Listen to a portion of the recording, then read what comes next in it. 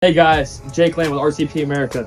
Today I will walk through with you guys on how I detail my truck, what products that I choose to get the job done.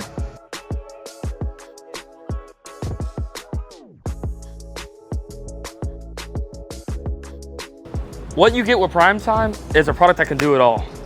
So a product that, instead of buying Power Clean, which is a degreaser, and instead of buying Vanish, which is an all-purpose cleaner, you get Prime Time, which is both.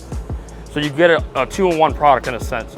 Prime Time doesn't have caustic in it, so it won't tear up anything in the car. It won't fade plastics. It won't chalk up.